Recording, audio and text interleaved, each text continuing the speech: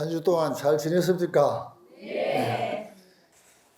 관세음보살 부흥품에 부처님께서 관세음보살을 칭찬하고 관세음보살의 여러 가지功德을 찬양하고 했습니다. 관세음보살 명호를 수지하는 사람은 62억 항아사 부처님께 공양 올린 것과 같은 큰 공덕이 있다라는 말씀을 하시니까 무진이 보살이 부처님께 묻습니다.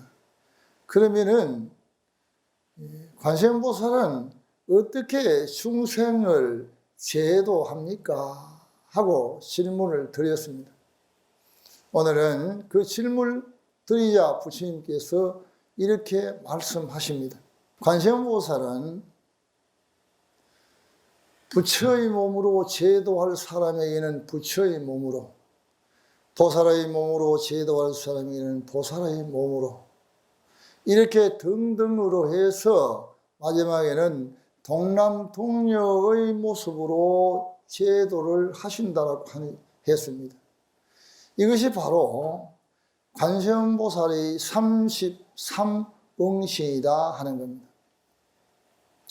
우리 불자님들은 늘 생각하기를 관세음보살 하면은 저 앞에 있는 태화에 나오는 거룩한 모습, 불상에 나오는 거룩한 모습이 관세음보살이라는 고정관념을 가지고 있습니다. 이 고정관념을 부처님께서 심어주시지 않으려고 33응신을 이야기하고 있는 겁니다. 여기서 우리는 하나를 잘 알아야 합니다. 나에게 맞는 그러한 모습으로 응신한다는 겁니다. 자, 예를 들어봅시다. 오늘은 33응신을 어떻게 하는가 하는 것을 여러분들에게 말씀을 드리고, 여러분들은 저 훌륭하신 거룩하신 저런 모습이 아니라 33가지의 모습으로 우리에게 다가온다는 사실을 알아야 됩니다. 여러분, 관음이 저렇게 거룩한 모습으로 환한 모습으로 웃고 여러분들 찾아오지 않습니다. 그 사람에게 필요한 만큼 제도할 만큼 사람을 보낸다라고 얘기를 했습니다. 그 사람으로 화연한다라고 얘기를 했습니다. 응신한다고 얘기를 했습니다. 이거를 여러분들이 받아들일 줄 알아야 관음을 하는 그 여러분들의 마음이 준비가 된 겁니다. 이것도 모르면서 관세음보살하면 된다 하더라, 그러한 얘기를 해서는 안 된다는 거지요. 그럼 또 하나를 얘기를 해보겠습니다. 우리 원광사가 일요법회 하는 거는 주로 직장에 다니시고 주로 장사하시는 분들이기 때문에 일요일 날 법문한 지가 20년이 되었습니다. 자, 예를 들어서 장사 중에도 요즘 제일 많은 장사가 식당입니다. 두 집 건너 하나, 세 집 건너 하나가 식당입니다. 여러분, 식당에도 관음이 됐을 때 식당에 장사가 됩니다. 관음이 되지 않으면 식당에 장사가 안 됩니다. 첫째, 관음보살은 다른 사람을 보살핍니다. 그러면 식당하는 주인은 거기 오는 모든 사람들을 보살피는 의무를 가져야 됩니다. 그 다음에 그의 식당 주인은 관세음보살이 자비한 마음으로 베풀다시피 식당 주인은 항상 사람들에게 베푸는 마음을 가져야 합니다. 또 식당 주인은 친절해야 합니다. 또 식당 주인은 거기에 오는 손님들이, 고객들이 필요한 것을, 원하는 것을 응해줘야 합니다. 그것이 자비한 마음이고, 그것이 평등한 마음이고, 그것이 관음행을 하는 겁니다.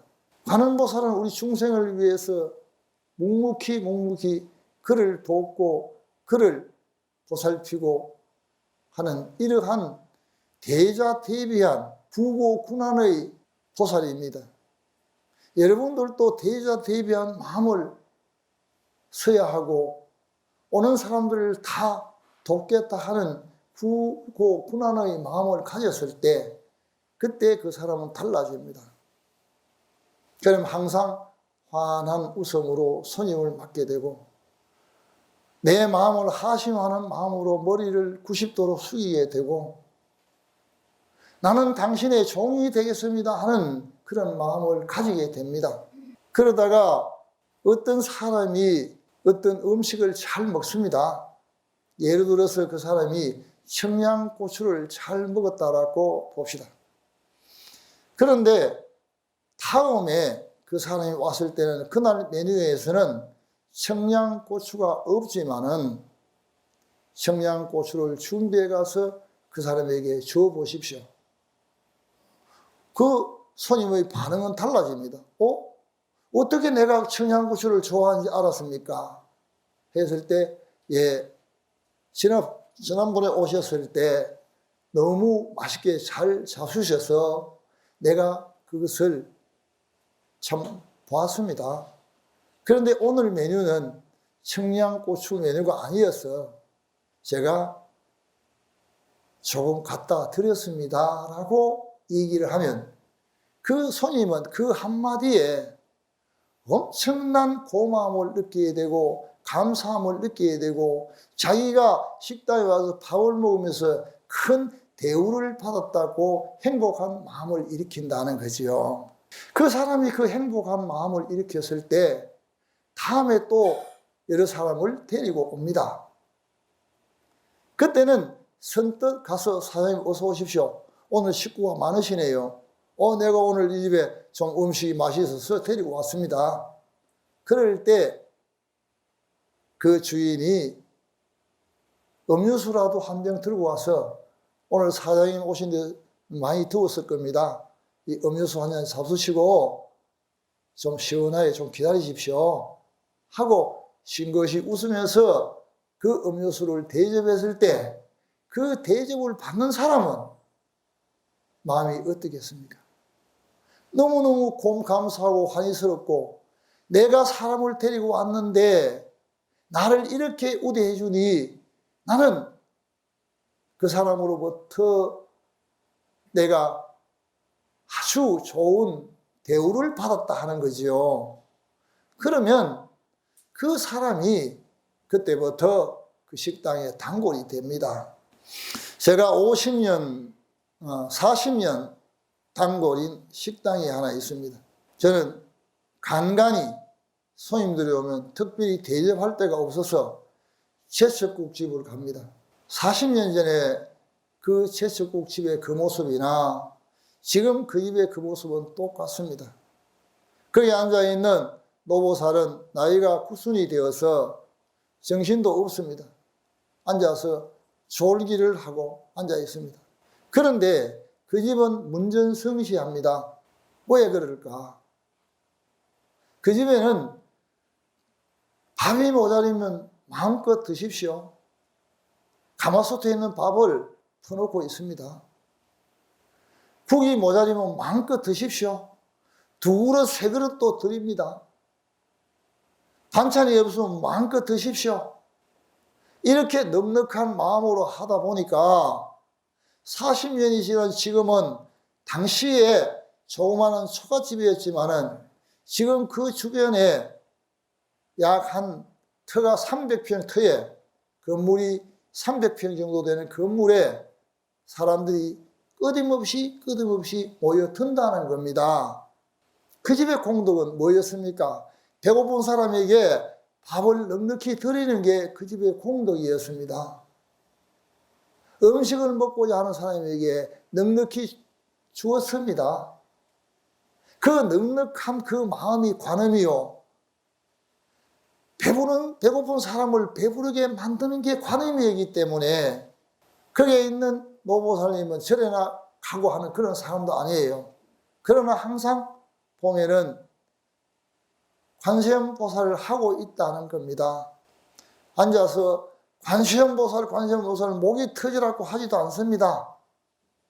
마음을 넉넉히 쓰고 있는 그 마음이 바로 관음의 마음이고, 오는 고객들이 너무너무 그 고객들을 생각하다 보니 설 하루, 추석 하루 쉬고 즐겁물을 늘어놓고 그곳을 찾는 사람들의 아쉬워하지 않도록 넉넉함을 보입니다. 그래서 부자를 사는 겁니다. 관음이라는 것은 내가 행을 했을 때 오는 것이지 내가 행을 하지 않는데 올 수가 없습니다. 어떤 사람이 같이 어울려 있으면 또 관음행이 있습니다. 예를 들어 보겠습니다. 7사람이 계모임을 한다고 합시다. 어머니들 몇십 날 어디에서 만나기로 했습니다. 그곳에 정시에 가는 것도 관음입니다. 남을 기다리게 하는 것은 관음이 아닙니다. 관음행이라는 것은 멀리 있는 게 아니에요.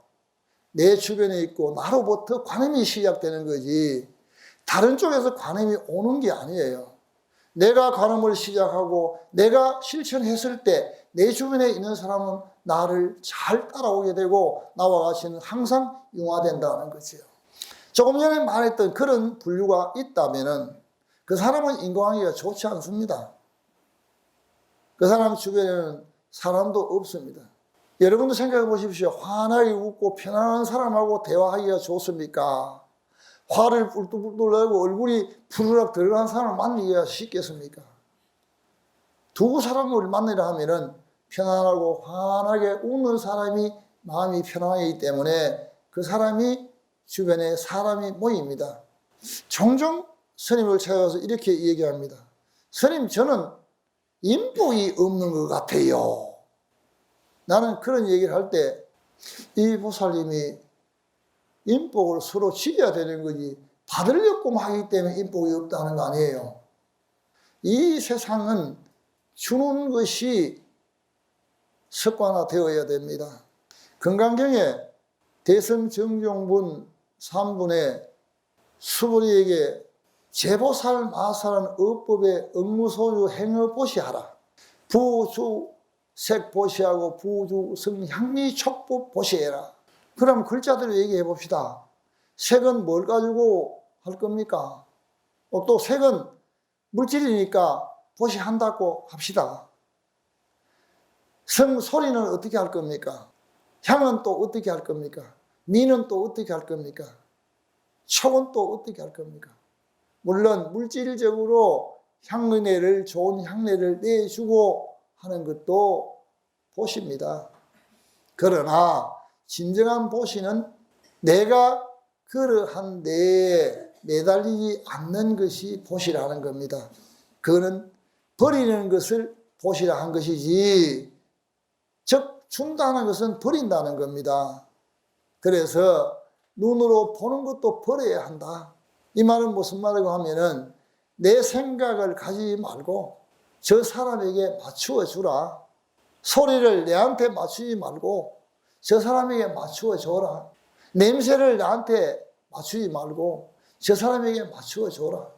그래 되면 그 복덕은 무량한 복덕이다.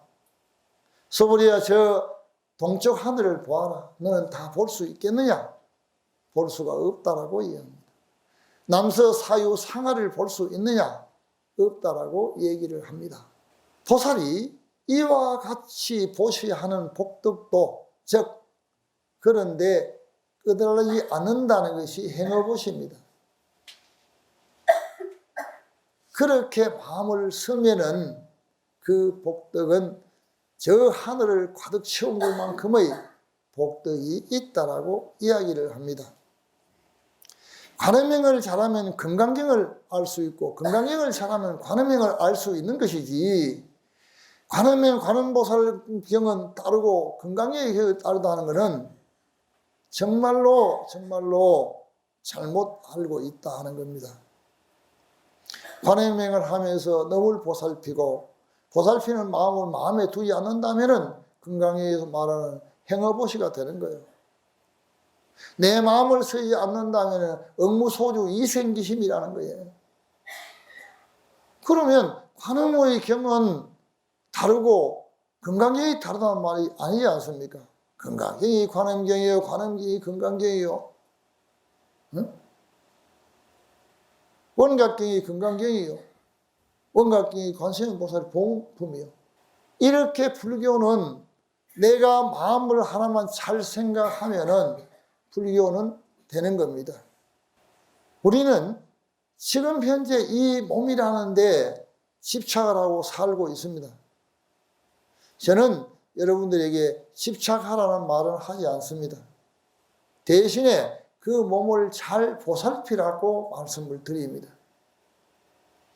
왜 보살펴야 하느냐? 내 몸에는 백조개라고 하는 살아있는 생명이 이 몸에 있다는 거지요. 그 하나하나 세포를 잘 보살피는 것이 부처를 보살피는 겁니다. 오늘은 여러분들이 이제 지금까지 관음행을 말로 관세음보살 했고 경을 읽고 하는 게 관세음보살을 했습니다. 이제는 생각을 바꾸어야 합니다. 여러분은 이제까지 말하는 방법으로 한다면 여러분들은 기복신앙이 됩니다. 그러나 이와 같이 실천하면은 여러분들은 수행자가 됩니다. 나는 여러분들이 이 생활을 열심히 하면서 수행자가 되기를 원합니다.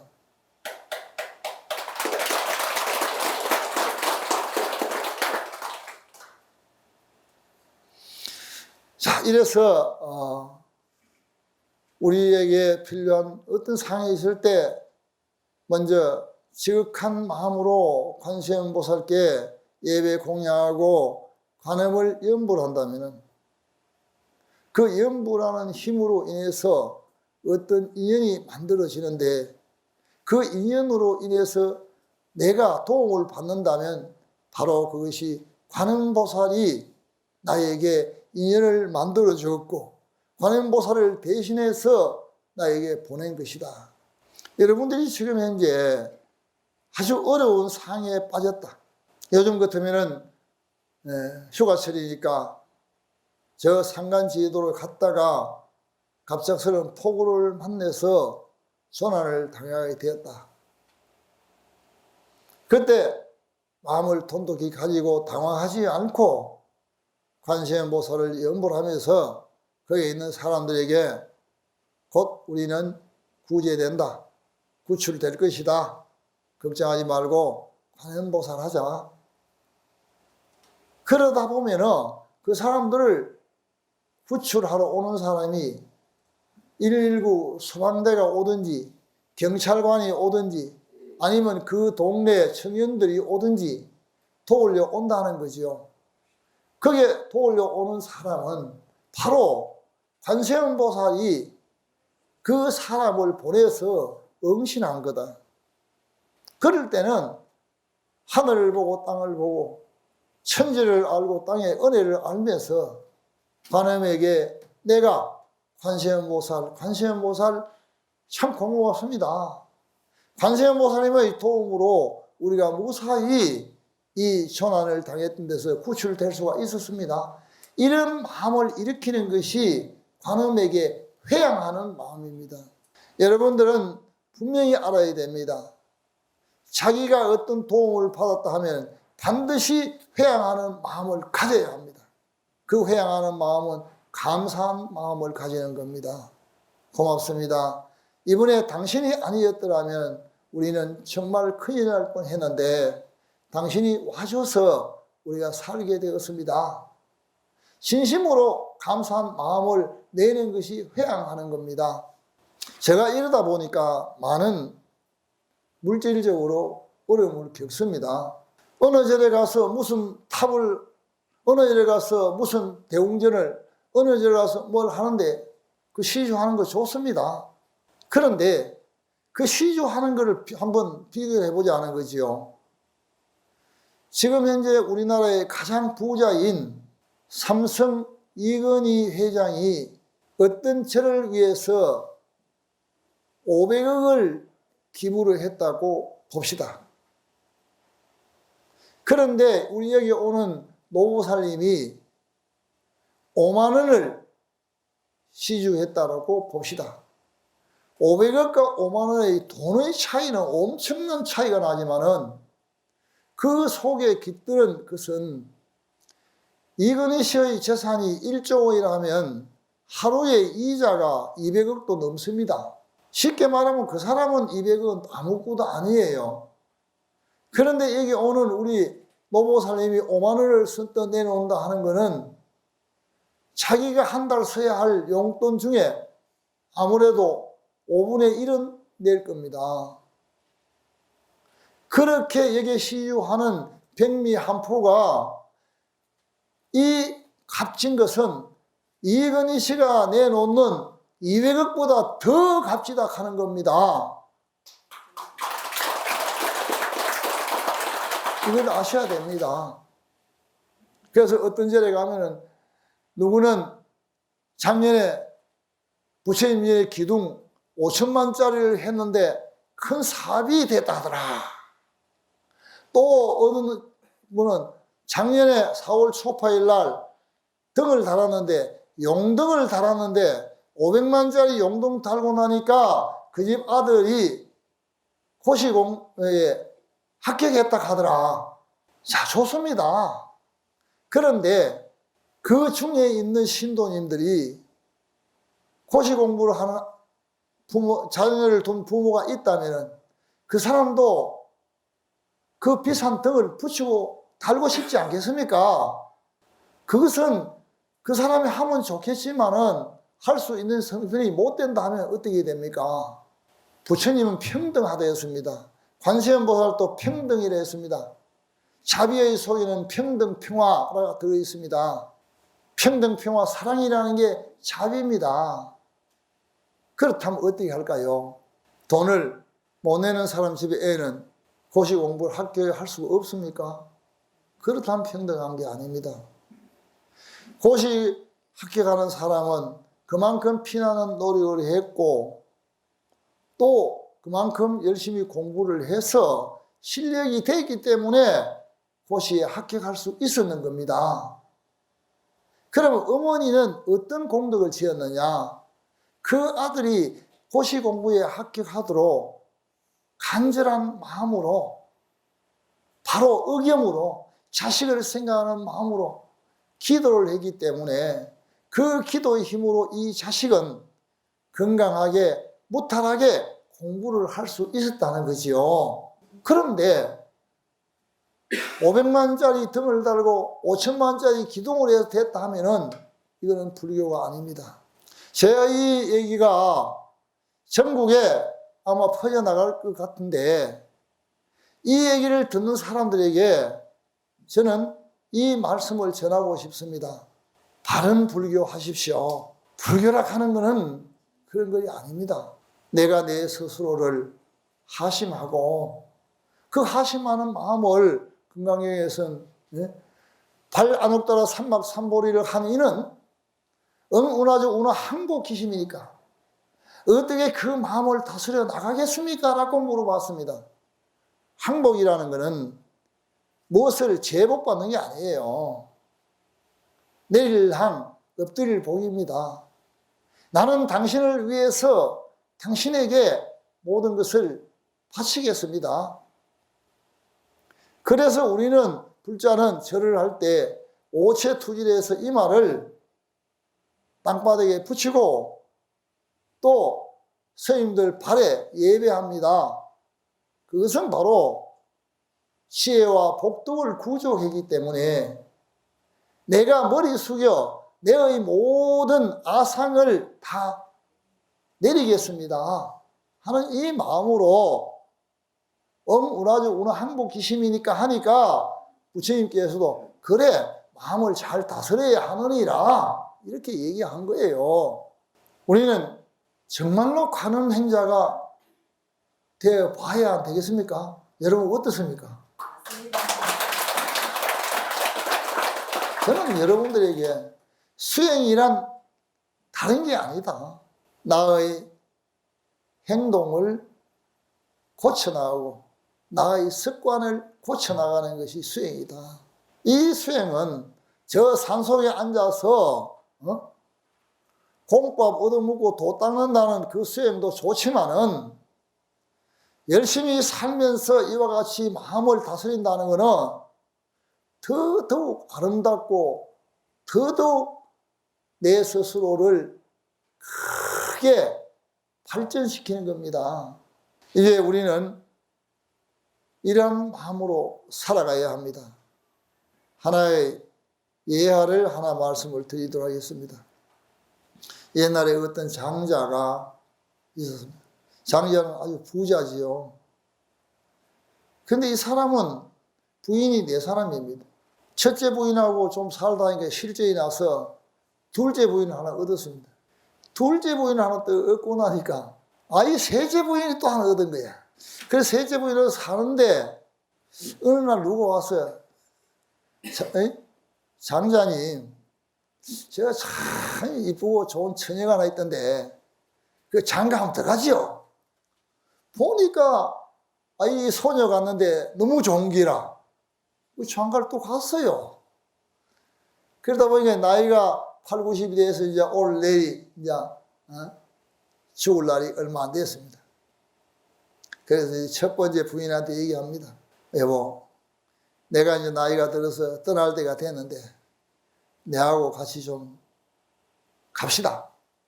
하니까 눈을 땡 그랬더니 지금 뭐라고 했습니까? 내가 왜 영감님하고 같이 죽습니까? 나는 왜냐하면은 내 이 젊은 청춘이 영감님이 왔을 때는 호의호식하고 잘 살라고 왔는데 내가 뭐 때문에 영감님하고 죽습니까? 나는 못 죽습니다. 단호히 매몰차게 다 끊어버립니다. 이제 또 셋째 부인한테 얘기합니다. 여보, 내가 참 당신을 좋아하고 있다가 내 젊은 저걸 내가 너무너무 좋아했는데 내가 같이 죽자기가 저기 못 죽는데요. 근데 당신은 내가 늘 참 가슴에 품고 살기도 하고 내가 어디 갈 때는 참 감춰놓고 가기도 하고 내가 애중기했는데 당신이 나하고 같이 죽으면 어떻겠어? 그런 얘기 하지 마세요. 내가 숨이 막혀서 죽을 뻔 했는겨. 당신이 말이지 내를 바깥에 내놓기를 했어요. 뭘 했어요? 나는 첫날 만날 말이지 저 장롱방 안에 숨겨놓고 아니면 당신 말이지 안주머니에 딱 집어넣어놓고 내한테 해준 게 뭐 있어요? 내가 못 죽어요. 죽으려고 혼자 죽었어. 이렇게 얘기해 보는 거요. 이것도 참 되게 매몰차게 얘기한단 말이에요. 둘째 부인은 찾아갑니다. 여보, 내가 참 미안하게 돼서 내가 셋째, 넷째하고 산다고 정신이 없었는데 저 셋째, 넷째가 이렇게 얘기합니다. 그러니 당신이 내하고 같이 갑시다. 영감님 그런 얘기 하지 마세요. 하지 마세요. 내가 다른 사람 눈이 무서워가지고 저 장례식장하고 묘지에 들어갈 때 그때까지는 내가 따라가 주지만은 내가 그 이상은 못 갑니다. 이렇게 얘기하는 거예요. 그 이제 마지막으로 얘기합니다. 머리를 끌적끌적 긁으면서 여보, 초강지처인 당신을 내버리고 내가 천하를 유지하면서 좋다는 여자들 만나서 살았는데 저 사람들이 나를 좀 배신해서 당신은 어째 내하고 같이 죽을 수 있어? 내가 당신하고 같이 죽지요. 그런데 당신하고 내가 갈 수가 없나이다. 내가 힘이 없습니다. 죽기는 같이 죽겠습니다. 그런데 당신하고는 가실 수가 없습니다. 이거는 초기 경전에 나오는 얘기입니다. 이거를 비유해서 펼쳐버리면은 어떤 것이 있느냐 하면은 첫 번째 장자는 우리입니다. 우리 인생을 살아가는 사람들이에요. 그러면 네 번째 부인은 누구였느냐? 우리가 그토록 좋아하는 돈이었어요. 돈에 우리는 미쳐서 다니는 거예요. 돈 했다는 거예요. 그 돈이 한 얘기가 내가 언제 당신을 사랑해요? 당신이 나를 사랑한 거지. 내가 언제 사랑해서 못 간다 하는 거예요. 그럼 셋째 부인은 누구냐? 여러분들 좋아하는 귀걸이, 목걸이, 반지, 보석 아니요. 어디 갈 때는 장롱 속에 딱 집에 딱 장갑버리지, 그죠? 이러니까 얼마나 답답했느냐는 거요. 그래서 당신이 좋다고 내를 갖다가 이렇게 속박했는데 내가 왜 당신하고 같이 가느냐는 거예요. 둘째 부인이 누구냐? 여러분들이 진짜 사랑하는 자식들이요. 자식을 위해서 내 목숨을 바친다고 했지만은 결국에는 그 자식이 한 얘기가 내가 죽고 나면 지금 이제 장례식장에 가고 나를 데리고 화장장에 가서 밑에 매장해 주는 까지는 할 수 있지만은 더 이상 할 수 없다는 거예요. 첫 번째 부인은 누구냐? 이 몸입니다. 몸. 같이 따라 죽지요. 그런데 사대로 흩어져 버리는데 어떻게 당신하고 같이 갈 수 있나는 거지요. 사람이 태어날 때는 아이들 손 딱 잡습니다. 이거는 뭐든지 움켜쥐려고 합니다. 갈 때는 손을 놔버립니다. 가져갈 것도 없다 하는 거예요. 오늘 왜 이런 말씀을 드리냐면은 바로 여러분들이 가는 행자가 되어서 정말로 필요한 사람들을 돕고 돈 많이 버십시오. 벌어서 이 사회에 필요한 큰 나무가 되고 이 여름에 여러분들이 큰 우산이 되고 또 여러분들이 다른 사람을 다들 감사해 줄 수 있는 옷이 되고 이렇게 하는 것이 관세음을 염하는 것이고 내 속에 들어있는 관음을 드러내는 것입니다.